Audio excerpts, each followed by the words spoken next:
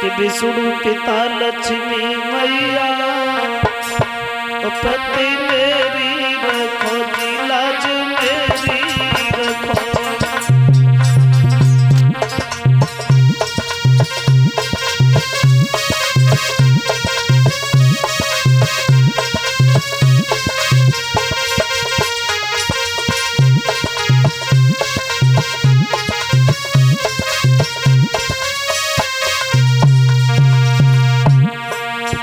विष्णु पिता लक्ष्मी मैया पति मेरी रखो जी लाज मेरी रखो।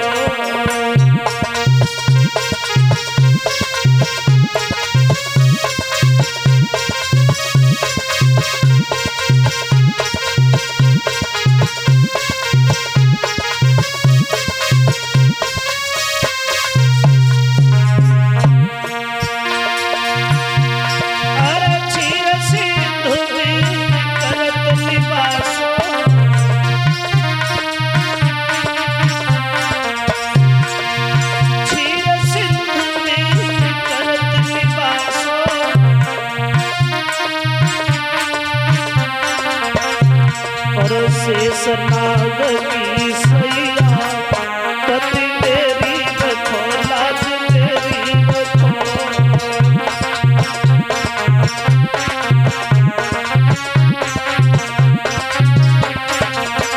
श्री विष्णु पिता लक्ष्मी मैया पति मेरी रखो लाज मेरी रखो।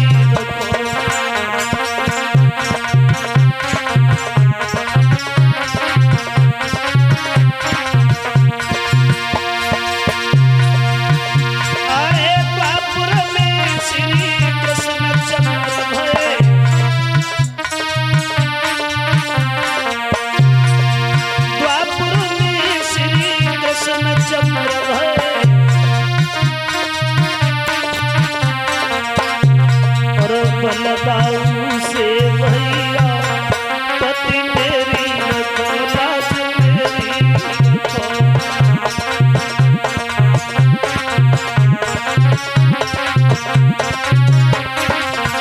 श्री विष्णु पिता लक्ष्मी मैया पति मेरी रखो लाज मेरी रखो।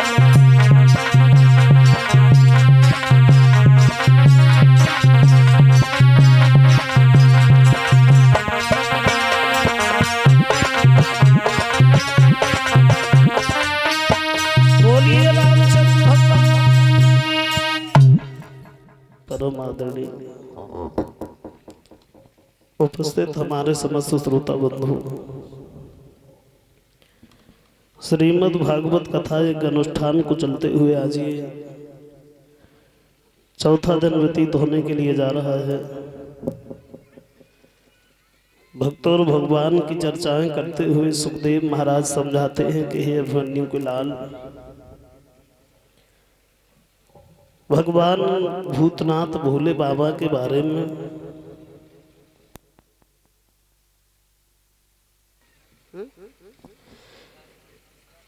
बताया है कि गिरजा की शादी भगवान भोले बाबा के साथ में हुई थी। ये गिरजा पूर्व जन्म में सती थी, जो पिता दक्ष के यज्ञ कुंड में कूद करके इन्होंने अपनी प्राण आहुति दी। वही सती गिरजा बनी है। मैया मैना और हिमांचल के आंगन में जिनका जन्म हुआ और तब इनकी शादी भोले बाबा के साथ में हुई।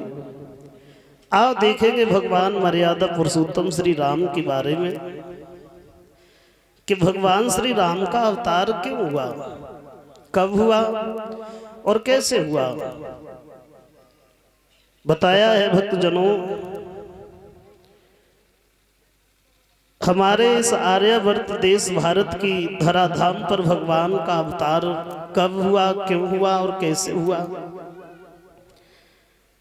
ऐसा लगता है कि विश्व में भगवान को हमारा देश भारत ही सबसे अधिक प्रिय रहा है, क्योंकि जितने भी अवतार हुए हैं हमारे इसी भारत देश की भूमि पर, क्योंकि इसी भारत देश के उत्तर प्रदेश के नगर अयोध्या में श्री राम आए थे और भारत देश के उत्तर प्रदेश के नगर मथुरा में भगवान कृष्ण आए थे। ऐसा लगता है कि विश्व में भगवान को हमारा देश हिंदुस्तान ही सबसे अधिक प्रिय रहा है और इसीलिए हमारे देश की मातृभूमि को माँ का दर्जा दिया जाता है, भारत माता।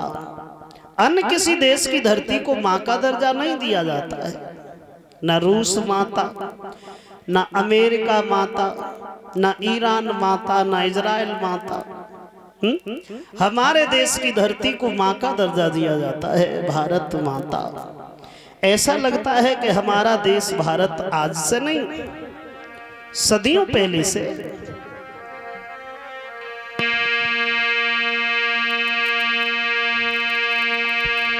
कि जे भारत शान पे मरो है और इज्जत नहीं गई है हिंदुस्तान की।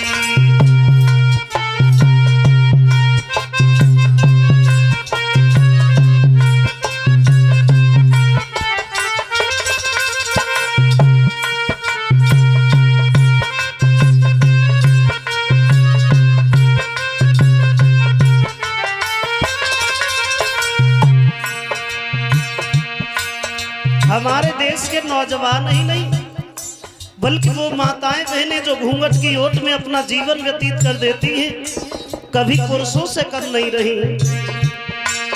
अरे लक्ष्मी बाई को देखो अमर कर गई झांसी।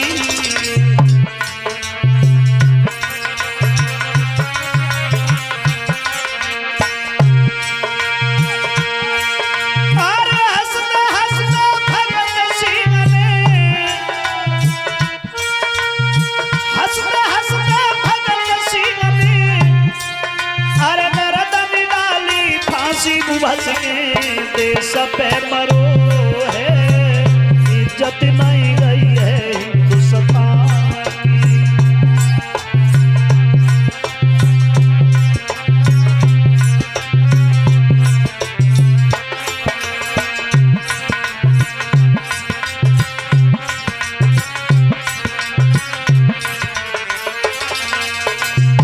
ऐसे ऐसे नौजवान हमारे देश धरती पर हुए जिन्होंने राष्ट्र प्रेम को सबसे ऊंचा मान लिया।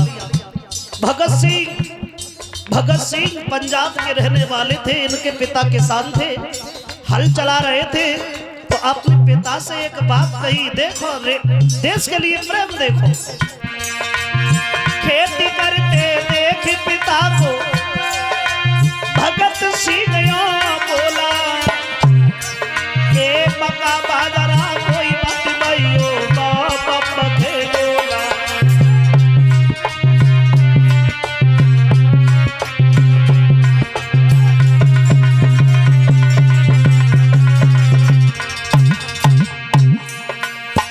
ऐसा प्रेम जब अंग्रेजों ने देखा है अपने देश के लिए भगत सिंह के मन में, तो उन्हें फांसी लगवा दी। फांसी के तख्ते पर भी जा रहे हैं, फिर भी चेहरे पे एक अलग ही मुस्कान है। जानते हो क्यों? यही सोच रहे हैं कि मेरा शरीर देश के काम में आ गया। तो अंग्रेजों का जो लीडर था सवाल किया, भगत सिंह तेरा गुरु कौन है भाई? कोई घर के लिए नहीं मरता है, तू देश के लिए मर रहा है। और गुरु का नाम सुनकर के भगत सिंह की आंखें नम हो गई, क्योंकि उनके गुरु थे स्वामी दयानंद, जिन्होंने आवाज उठाई थी कि अंग्रेजों भारत छोड़ो। और इसी बात पे उन्हें जहर दे करके मार दिया। अरे कौन सही अन्याय अंग्रेजों ने किए नहीं, है दुर्भाग्य जो दयानंद जी दादा बिनत कीजिए नहीं।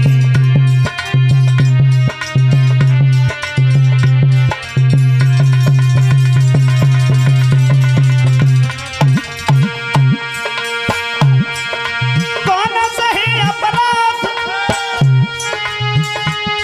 भारत वालों ने सहे नहीं, और कौने तानी देश की खातिर जहर के प्याला पिए नहीं।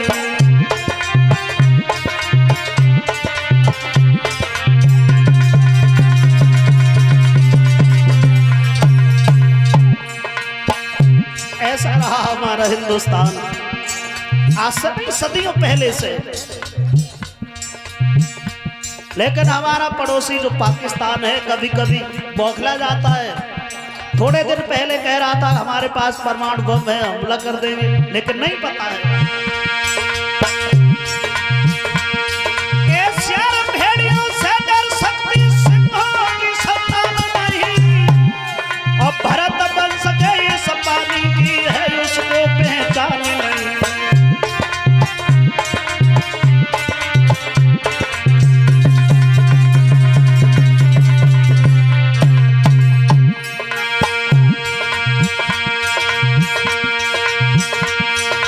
अब की जंग छिड़ी तो सुन नाम निशान नहीं होगा, ये हिंदुस्तान तो होगा लेकिन पाकिस्तान नहीं होगा।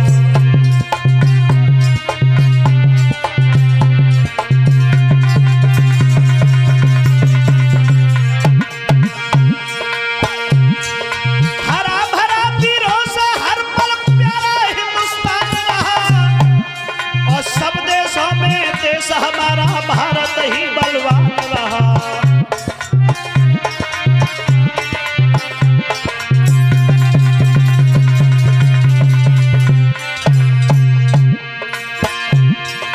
त्रेता में भय रामचंद्र जो 10 कंधर संहारा था, युग द्वापुर में कृष्णचंद्र ने राजा कंस पछारा।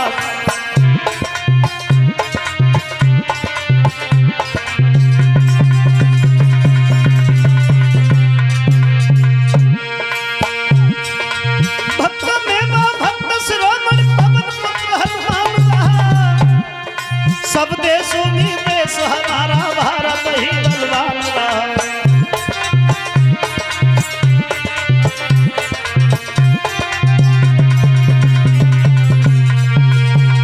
ऐसा रहा हमारा हिंदुस्तान। और इसी हिंदुस्तान की धरती पे किस तरीका से भगवान मर्यादा पुरुषोत्तम प्रभु श्री राम का अवतार हुआ था त्रेता युग में, एक कल्प में।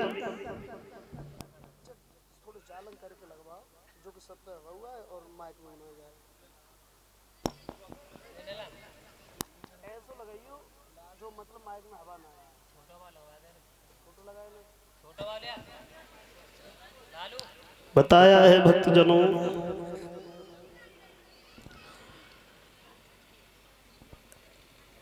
त्रेता युग में अयोध्या के बीच में एक राजा हुए हैं रघुवंश में, महाराज अज। अज चक्रवर्ती सम्राट हैं अयोध्या के, लेकिन इनके घर में भी कोई संतान नहीं है। और संतान न होने से महाराज अज भी बड़ा दुखी है। अब रोजाना बड़ी दुख वाली बात आती है, तो मेरे कहने का मतलब यह है दुनिया में सुखी तो कोई नहीं है। 2-4 छींटे पड़ जाते हैं सुखे, फिर हम भूल जाते हैं कि जीवन में कभी दुख भी आया था। ये दुख जो है इसे कोई स्वीकार नहीं करना चाहता है, तो फिर ये भेष बदल बदल के आता है। कभी शरीर का दुख है, कभी व्यापार में घाटा लग गया इसका दुख है, कभी पुत्र का दुख है, तो कभी पत्नी का दुख है। यानी दुनिया में सर्व सुखी तो कोई है ही नहीं। एक कवि कहते हैं, कि मैंने जग किया जब तस्वीर देखी, एक हंसता है 10 रोते।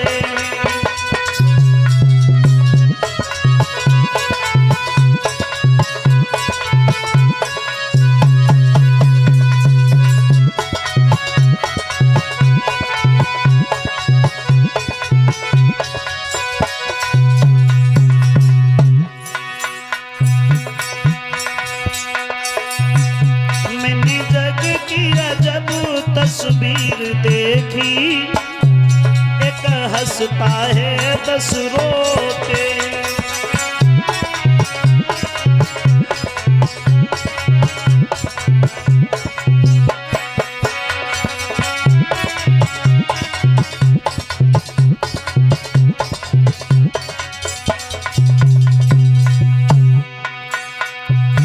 बताया दुनिया में सर्व सुखी तो कोई है ही नहीं।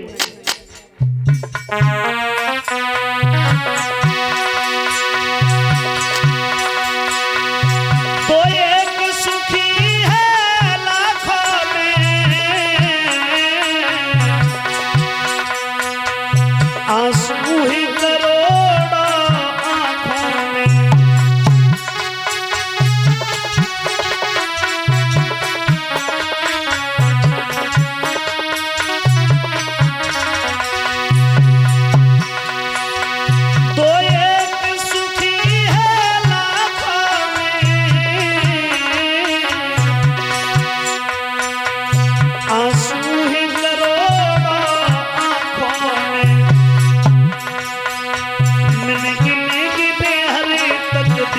देखी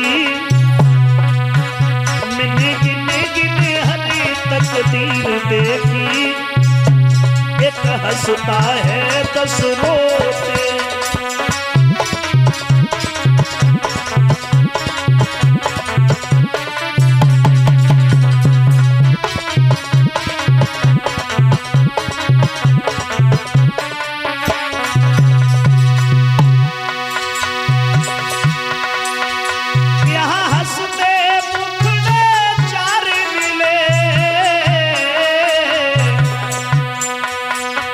दुखियारे चेहरे 1000 मिले,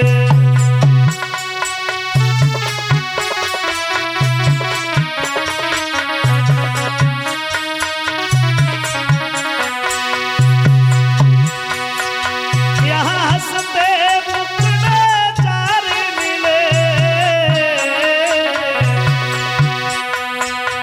दुखियारे चेहरे 1000 मिले,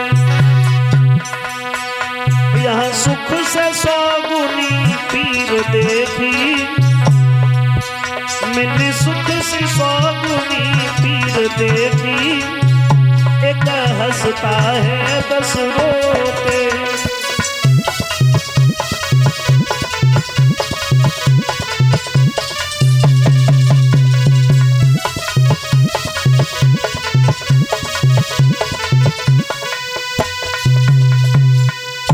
एक हंसता है 10 रोते। दुनिया में सुखी तो कोई है ही नहीं। दीन कहे धनवान सुखी, और धनवान कहे सुख राजा कुम्हारी, और राजा कहे महाराज सुखी, और महाराज कहे कि वो इंद्र सुखारी, और इंद्र कहे ब्रह्मा जी सुखी, और ब्रह्मा जी कहे सुख विष्णु को भारी। फिर तुलसीदास विचार कहे, ओ हरि भजन बिना सब जीव दुखारी। हरे हरि भजन बिना सब जीव दुखारी। तो सर्व सुख भगवान ने किसी को नहीं दिया। कोई किसी बात से पीड़ित है, कोई किसी बात से दुखी है। आज दुखी है, घर में संतान नहीं है, तो एक ब्राह्मण ने ये कहा कि तुम्हारे घर में संतान तब होगी महाराज तुम अपने हाथ से कुछ दान करो। कहने की देर थी, खजानों के मुंह खुलवा दिए, जिसने जो मांगा उसे वही दिया गया। अंत में कहा है कि महाराज आप भी कुछ दौलत ले लो, तो मना कर दिया हम तो नहीं लेंगे, क्योंकि ये दौलत जो तुम दान कर रहे हो प्रजा से इकट्ठी की है, तुमने कोई खून पसीने से नहीं कमाई है। तो महाराज अज ने फिर अपने शासन में मजदूरी की है, जब उन्हें एक टका मिला तो उस टका को लेकर के उन ब्राह्मण को देना चाहा, लेकिन वो टका जमीन पे गिर गया और जमीन में घुसने लगा है। अज ने उस जगह को खुदवाना जब आरंभ किया तो उस जगह से 9 रथ निकले जो खाली थे, और 10वां रथ निकला है, उसमें एक बड़ा सुंदर बच्चा है। उसी बच्चे को लेके अज को दिया, महाराज इसे आप अपना पुत्र स्वीकार करो। तो जमीन से निकले थे दशरथ 10वें रथ में, और इसीलिए उनका नाम दशरथ रखा गया। ऐसे तो दशरथ का जन्म हुआ।